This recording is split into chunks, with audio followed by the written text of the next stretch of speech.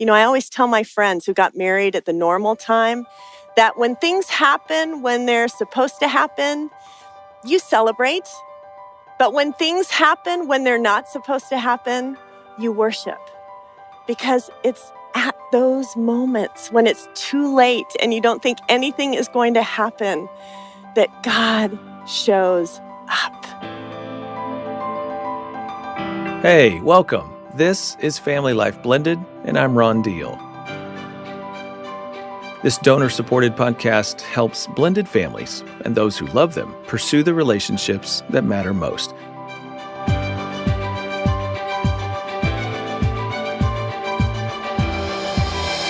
I'm so glad you've joined us in this journey. Welcome to episode 77, Grace-Filled Parenting in Blended Families. Now, I've been telling you about our upcoming live stream, Blended and Blessed, on Saturday, April 2nd, 2022. And today, you're going to hear one of last year's presentations from that event, Blended and Blessed, from Laurie Short. Now, if you don't know, Blended and Blessed is a marriage seminar specifically designed for couples in blended families. And it's new every year, new theme, new speakers. And if you're interested, the previous 5 events are all available online through our all-access digital pass. We have churches using them as small group material throughout the year, and individual couples can watch them at home. So likewise, this year's Blended and Blessed is all new, and we would love for you to be a part of it. It's just 2.5 weeks away, Saturday, April 2nd.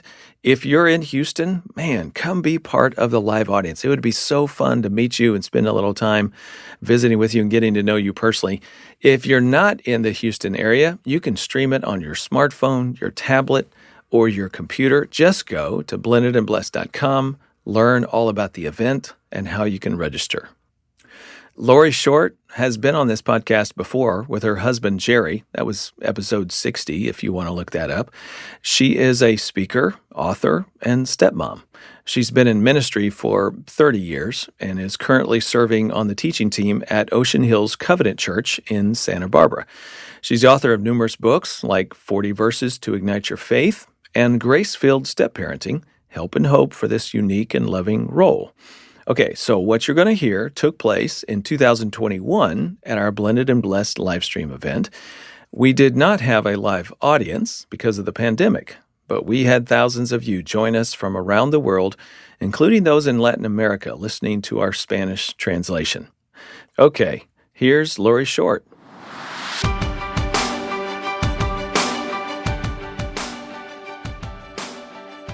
My name is Laurie Short, and I am a stepmom. And sometimes you feel like you're at a 12-step program when you say that.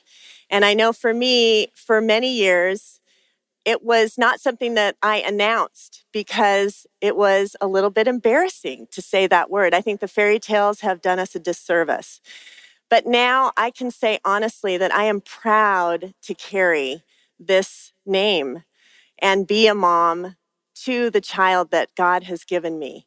But I am so thrilled to be here, and it is an honor to be here at Blended and Blessed. This is my first time. And it's also an honor to speak on this subject. It's actually the first time that I have spoken on this subject. And I noticed that no one grows up hoping to be a step-parent. You never hear people say, I hope someday I will be a second spouse. Those hopes come out of unexpected situations and brokenness. And I think brokenness is not something that we plan for in our life. I will tell you that my story of brokenness is actually one of extended singleness. Now, some people are very happy being single. I was not necessarily the ring by spring gal in college, but I thought that one day I would be married, hopefully in my 20s. And then, of course, when my 30s came, I began to pray a little louder. And when I hit 40, I secretly suspected that God might be deaf. He just wasn't answering that prayer. And so at 42, when I got engaged, the Hallelujah chorus broke out in my home. And we were so excited, and I had 2 bridal showers, and I had my wedding dress, and we had furniture in the home when my fiance got deployed. And he was going to be gone for 9 months. So we thought about the shotgun wedding, but decided wisely against it, and he went off. And in the course of his deployment, his ex-wife actually had second thoughts about their divorce. So when he came home, we broke up and they remarried, which is actually a wonderful story when you're not the girl engaged to the guy. And I have to say that there were well-meaning Christians who said, well, isn't it great that God used you to bring them back together? And I'm like, it's fabulous. I hope you have the same opportunity someday. But in all seriousness, here at this Family Life Conference, it was great. And being a child of divorce, if two people can come back together, it is a wonderful story. It just wasn't wonderful for me. And I have found in my life that God uses our brokenness as a canvas more than anything else in our life. And with my brokenness, I joined a man who had also been in a story of brokenness. And I have a picture of our wedding. And you can see right away from this picture at my wedding that he had a backstory.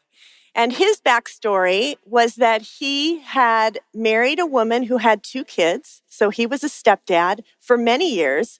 And then they had a child who is the one you see in the picture. And then shortly after they had this child, she left him for another man. And so now the 2 of us come together, and it was such a day of joy. I can't tell you. I always tell my friends who got married at the normal time that when things happen when they're supposed to happen, you celebrate. But when things happen when they're not supposed to happen, you worship. Because it's at those moments when it's too late and you don't think anything is going to happen that God shows up. And that is honestly what happened at my wedding. People found hope in their stories because of us coming together. But all of you step families, blended families know that there comes a day when the wedding ends and the honeymoon is over and your blended story begins. And I loved hearing the young man and the young woman talk about what it was like to be a child when 2 people were coming together and they're all excited and you're like, wait, what about us? And we had this little boy who didn't really know what was going on. He just knew he was the ring bearer at our wedding and there was cake there and he was celebrating. But the interesting thing about becoming a step parent, because I had never been a parent before, is that when you have a child, you have the pregnancy, you have support groups, you have all of this time to get ready for the birth. But when you become a step parent, you go on a honeymoon and then you become a parent. And that is exactly what happened to me. We came home from our honeymoon, and the day we came home, Jordan was brought over to our house. He was 6 years old. And I remember I had forgotten that he was spending the night with us. And so that next morning, after being in Hawaii for 10 days, I'm in a haze of delirious bliss. And all of a sudden I see this child and I'm like, you're still here. Luckily, I didn't say it out loud. But all of a sudden, it was getting real right there. I was going to be a mom to this child. And right now, he needed me to get him ready and take him to school. So I took him to school, and I was really thankful that we had some time for him to be there. And while I figured out what I was going to do with him when I picked him up, because he got out at 2:00. My husband got off work at 5:00. I was working at a church, so I had some more flexibility. And I can remember that day that I literally I went to a friend's house who had a child the same age. I invited myself over to her house and I said, can we just come over and play? I knew if I was with somebody else, I wouldn't mess up. But these are the stories that are behind all these families that are tuning in right now. I'm just one story. We just heard another story. But so many of you have your own story. And however you come together, it is an adventure.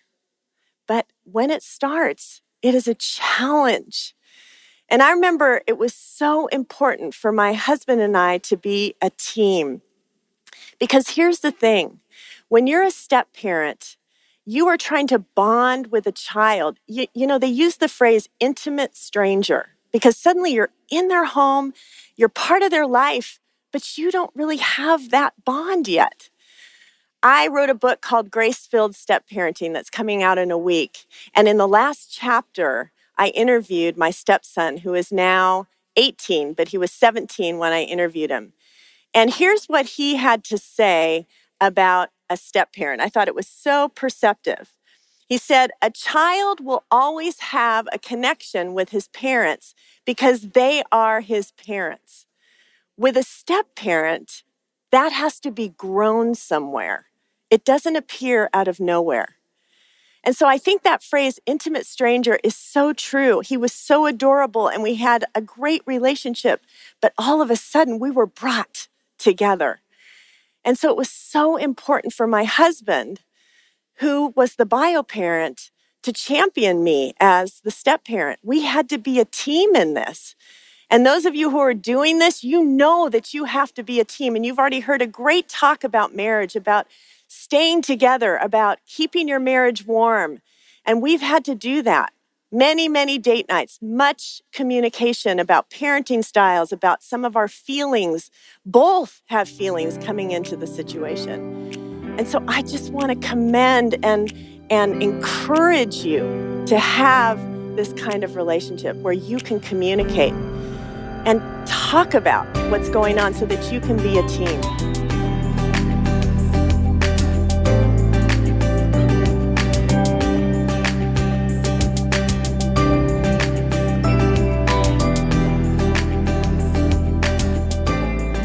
And so we came into this adventure together. And, you know, what's interesting is Ephesians 6 talks about families. It's kind of a blueprint for families.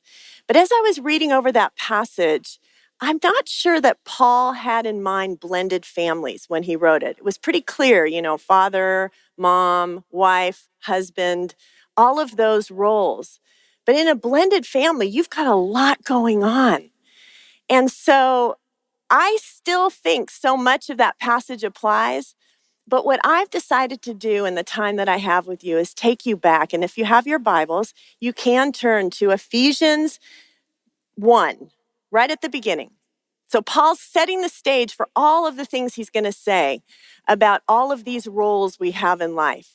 But the way he sets the stage is with Ephesians 1, 18 to 19. And I am praying that these words that I'm going to read to you from the scriptures will suddenly grow louder in your hearts if you need to hear them. And I know with me, that's what happens when God is talking to me. It's like the volume goes up. And so I'm just praying that God will use his word to speak to you, to encourage you in your journey of step family. So here's the scripture. I pray that the eyes of your heart may be enlightened in order that you may know the hope to which he has called you, the riches of his glorious inheritance in his holy people, and his incomparably great power for us who believe. I am just going to pick this apart because there is so much in these two verses that I think can encourage us in our journey with blended families. We have to have this to start into these roles. We have to know the power that's inside of us. And so what are the things that Paul says? First, he says that the eyes of your heart may be enlightened. Isn't that a beautiful phrase? The eyes of your heart.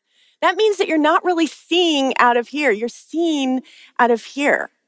And what happens when you see out of here? Well, the first thing is you lead with grace. And part of the reason that I called my book Grace-Filled Step Parenting is I think grace is the most important word when it comes to step families. You have got to have grace, all of you, or it doesn't work. And I know that for me, leading with grace means that I've had to abandon some battles of fairness. There is so much unfairness in step parenting. Where do you even begin with unfairness? But here's the thing. What's unfair to you isn't necessarily what's going to be unfair to the person that you might be saying that to. And so one of you is going to have grace. I remember early on, I got into a little bit of a custody situation, something that was unfair because we had planned this. And I learned very quickly that those kinds of conversations between the parents that are trying to do this don't go very well.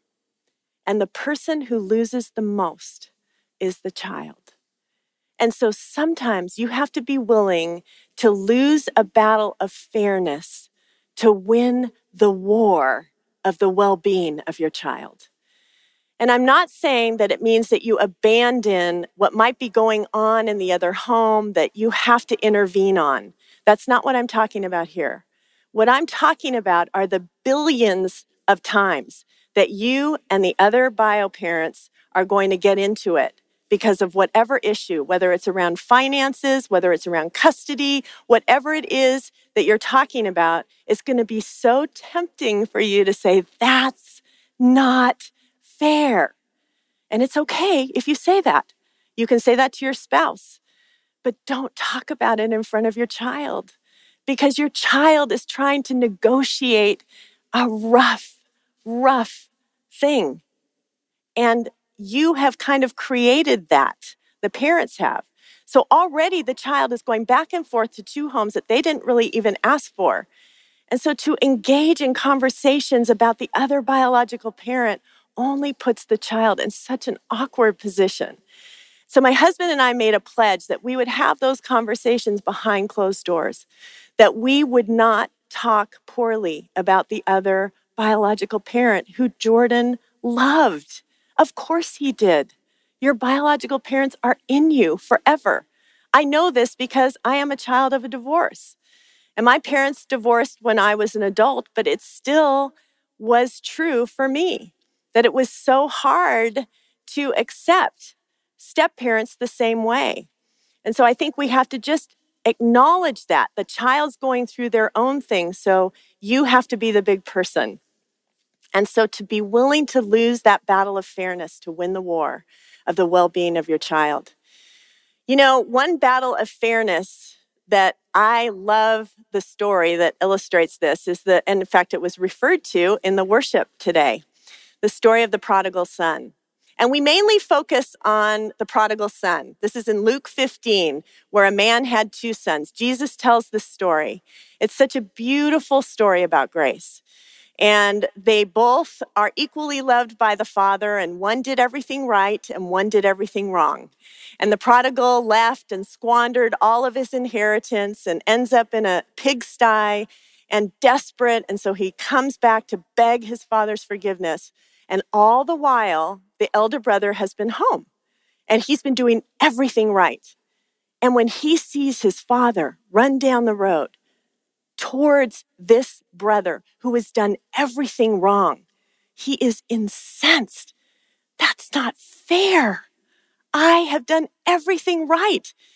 And you are let in a little bit to that dialogue in that story. And what's interesting about that story is the father comes home so overjoyed with the son that has now finally come home. But he leaves the party that he has thrown for that son to go outside to the elder brother because he loves him too. And that dialogue is so precious. You must read it. The father says, everything I have is yours. But we had to celebrate because this other son was lost and he came home. Well, the older brother can't hear the first part of the sentence because if he heard the first part of the sentence, he would abandon fairness and realize that he had everything that his father had. It wasn't taking away from him to be extended to the person that was given it that shouldn't have deserved it. It was simply added. And so here is the insight from that verse for me. When we realize that we have everything we need from our Father, then we have enough grace to cover situations where it isn't fair. Sometimes you're just going to have to pull from that reservoir to find your grace. And the elder brother had to make a decision, and we don't know what decision he made. Was he going to go and join in to this imperfect family, or was he going to stay outside? We all have to make that decision. Are we going to lead with grace to be a part of the families that we're a part of? So that is the first thing that we learn from this. But the second aspect of eyes of your heart is the ability to see beyond what is in front of you. You have to do that in step parenting. You heard these students say, this brother and the sister now saying it took 10 years. That's a long time. That means you're going to have to see beyond what's in front of you if you've been married less than that. I know that step parenting is a journey, and sometimes it looks so bleak. Sometimes you're in the middle of the story, but you know what? You don't know what's going to happen. There's this great Chinese fable, and it tells the story of this man who's in a village, and he loses his horse, which is his pride and joy. His horse runs away. And so all the villagers come around the house and they're just crying with him. And he says, it could be good, it could be bad. All I know is I've lost my horse. So the villagers are puzzled and they walk away. And then all of a sudden, this horse comes back with 10 other horses. Well, now the villagers come in and they're all celebrating. Oh my goodness, this is so wonderful. The man says, it could be good, it could be bad. All I know is I have 11 horses. And so they're puzzled again and they walk away. And then his son, who is his pride and joy, is breaking in these wild horses and falls from a horse and breaks his leg. Now the villagers come back. Oh no, your son. It could be good, it could be bad. All I know is my son has a broken leg. So now they're just frustrated by his response. And then it came about that a war broke out in the land, and all the able-bodied sons were taken off to war. And the man who had the wisdom to say, we don't know what the story is based on what is in front of us. And I love that fable because it is so true. You don't know what's going to happen. You're in the middle of the story, and sometimes it looks so bleak. But we have a God who loves that. We have a God who loves that because he delights in bringing a new story when there is no story. And I'm a testament to that. My husband's a testament to that. Our family is all about that. And that is really the next thing that Paul says, the hope to which he has called you. The hope to which he has called you. Do you know what Romans 8:24 says about hope? Hope that is seen is no hope at all. Who hopes for what they have? But we hope for what we do not yet have. Have you ever thought about that? You can't have hope unless you don't have hope. I know that sounds weird, but it's true. If you already have it, then you don't need it. And God says, I am calling you to hope. And that means you're going to have to look beyond your situation, especially if you're in a dark season. And I know that there are some people watching right now who are in the middle of it. Maybe you even came to this conference as your last shot at making this work. And I want to encourage you, there is hope because you're here. There is hope. Our son grew up. He was 6 when I married his father, and I had the privilege of raising him because his mother moved to Australia, but he would go on summers to see her, and so she was definitely still in his life. But we really raised him, and there were some dark moments, especially as he was getting older. It's ironic, when you have younger stepkids, they seem to be game for anything, right? And then all of a sudden they get older and start figuring out their story and what's going on and who you are and who their real parents are and all of those things. And that was happening to Jordan. In junior high, he had a really rough time. He had a great elementary school, and then he went to junior high, and he didn't have the right friends, and went through some bullying and just some dark days. And on top of that, the other family that was raising him didn't have the same faith values that we had, so he would go back and forth. He even talks about that in the last chapter, how he had this switch. And I heard that same language, that switch that goes on, that you have to kind of, and for him, he had to become almost two different people in his two different environments. So it was rough. It was hard for him. And we didn't know what was going to happen with faith. We raised him with love. We loved the Lord. We were very imperfect, but we would always apologize. We just loved him. And we tried to surround him with good people. That is definitely a secret sauce in step parenting. And so he had a village around him. But we didn't know what the end of the story would be, especially at junior high.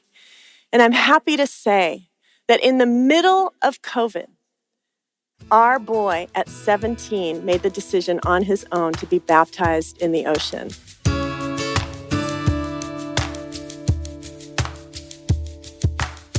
It was just an amazing moment. I remember when my husband and I looked at each other just with our masks on, and we were like, wow, that God had this for us. And so don't give up if you're in the middle of the story. You just keep loving God, and you just keep loving that child. There's always hope. If you got up this morning and you're still breathing, God is not through with your story. That's how it works. And the last thing that Paul talks about is the riches of his glorious inheritance. You know, an inheritance means time. There's going to be time until you get that. That time may vary. You don't know when it's going to happen, but there's going to be time before you get your inheritance. And I love that language around step parenting because some of the days are dark. Some of them are challenging. All of them are unfair. So many step parents are out there. You know, I interviewed 125 for my book, different situations, step parents. And I am more convinced than ever that step parents are heroes.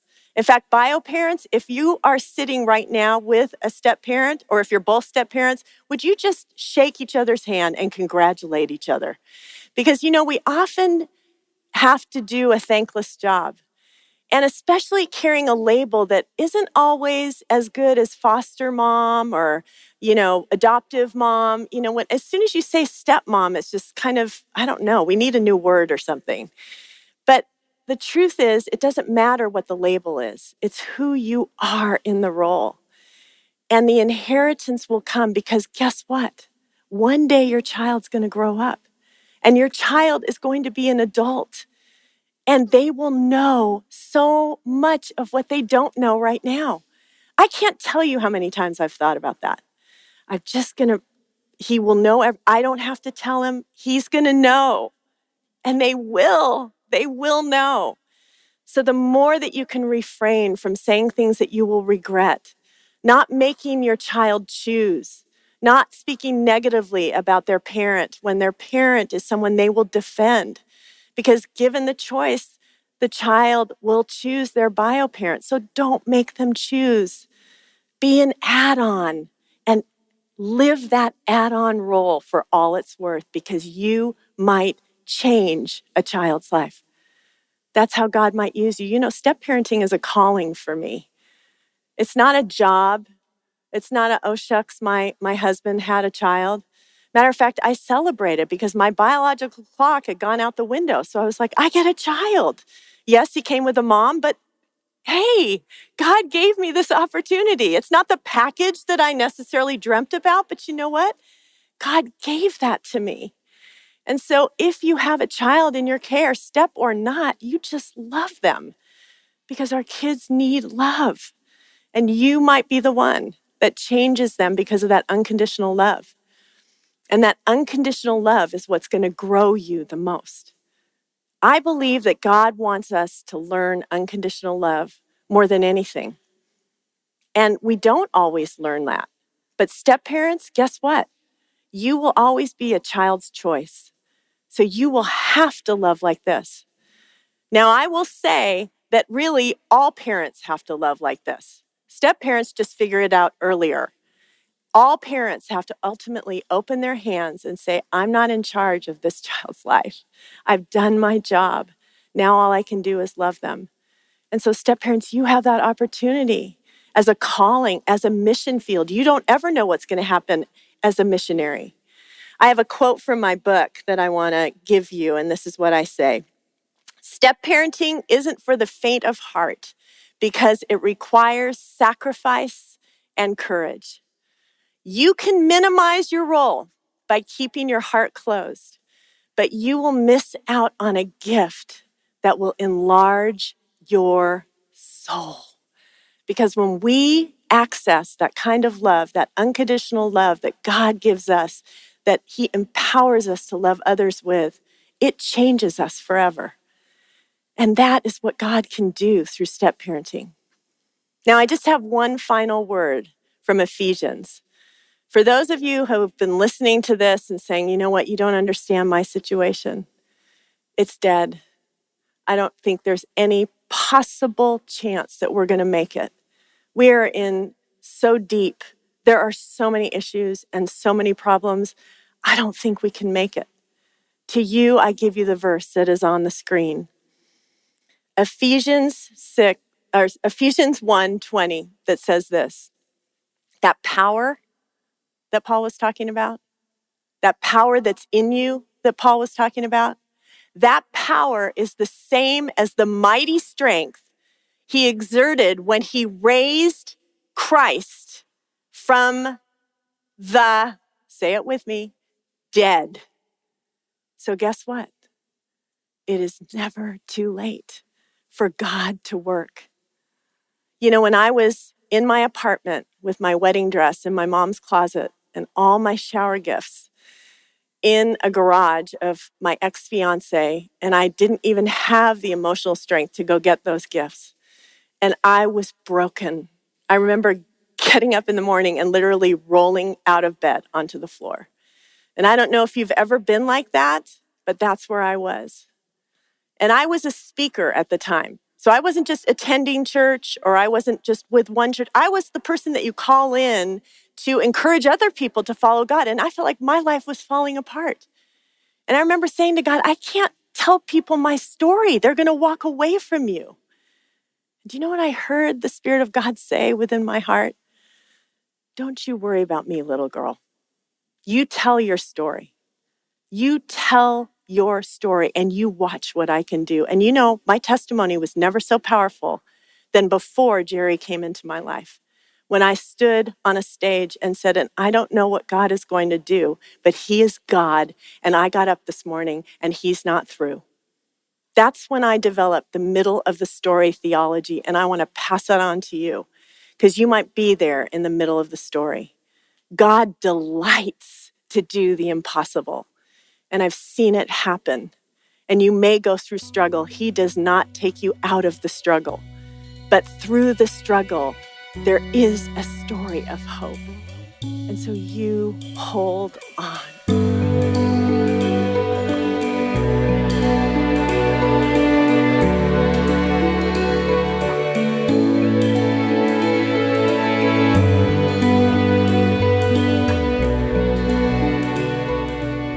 You've been listening to Laurie Short. I'm Ron Deal, and this is Family Life Blended. Now, right after Laurie finished speaking, the MC at our Blended and Blessed event, Rob Hudson, he came out on stage and he asked her to share a little bit more about what she called her middle of the story theology. We'll hear her response to that in just a minute. Hey, this is the kind of practical encouragement you're going to get by being a part of Blended and Blessed this year. If you're catching this episode as it releases, it's not too late to join us, Saturday, April 2nd, 2022. Go to blendedandblessed.com today to register. It's a live stream. You can do it at the last minute and still be with us. I hope you'll join us. But if you're listening to this episode and the day has already passed, you can still hear it on our all-access digital pass. The show notes will tell you how. And start making plans today to be part of our next live stream each spring, Blended and Blessed. Hey, if you have a topic or question you'd like for us to address on a future episode, you can email it to us or leave us a voice message. Look at the show notes, they'll tell you how. If you'd like more information about our speaker today, you'll find it in the show notes as well, or you can just check it out at the Family Life Blended podcast page. That's at familylife.com/blended podcast. You can also learn more about Family Life while you're there. We host live events around the United States and around the world and produce some pretty fantastic resources for couples and families. Our division is called Family Life Blended, and we have the world's largest collection of articles, videos, online courses like Well Blended, and our certificate course in blended family ministry. We have books for blended families like my book, The Smart Step Family, that is celebrating its 20th birthday this year. That book helped catapult step family ministry around the world and is still the most comprehensive Christian resource on blended families. But it's just one of more than a dozen resources we've produced. I hope you'll check it out and learn more about Family Life Blended today. The show notes will tell you how. And hey, if you haven't subscribed to this podcast yet, you know you can do that, right? That way you won't miss any episode. You can do that on our own Family Life app, or you can subscribe on Apple Podcasts, Stitcher, Spotify, YouTube, wherever you get your podcast. Just search Family Life Blended. Okay, let's hear what Laurie had to say about her middle of the story theology.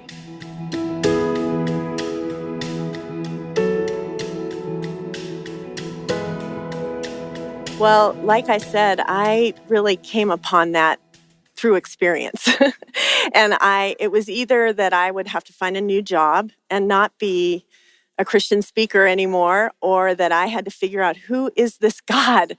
Who is this God that's not doing what I want him to do right now, and who's took me so far? I was just about to get married, and then all of a sudden I wasn't, and then it was a good story on top of it. So there was so much mess that I almost dared God. I really did. I remember praying in my living room, just going, if you were to still do something, do you know what an incredible testimony this would be?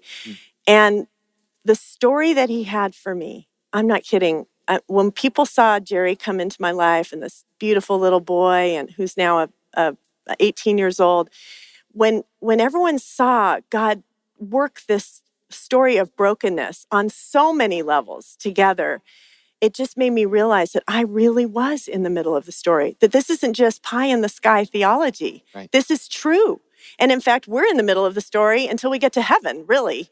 So it really should be our theology, that we're always in process and we're not seeing yet what God has. And so there's always hope. Prayers.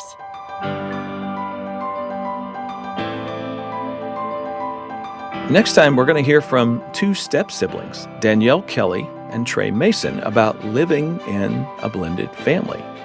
I didn't know really anything about him. And I was just like, well, does it really matter? Because I don't live here, really. Like, I'm in college, so do I have to say hi? Do I have to make conversation? That's Danielle Kelly and Trey Mason, next time on Family Life Blended.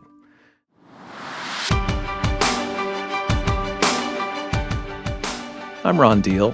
Thanks for listening. And thanks to our monthly donors who make this podcast possible. If you'd like to help or just say thank you with a donation, just look in the show notes for a donation link. Believe me, every dollar makes a big difference, and we really appreciate it. Our producer is Marcus Holt, mastering engineer Jarrett Roski, project coordinator Ann Ancaro, and theme music composed and performed by Braden Deal. Family Life Blended is a part of the Family Life Podcast Network, helping you pursue the relationships that matter most.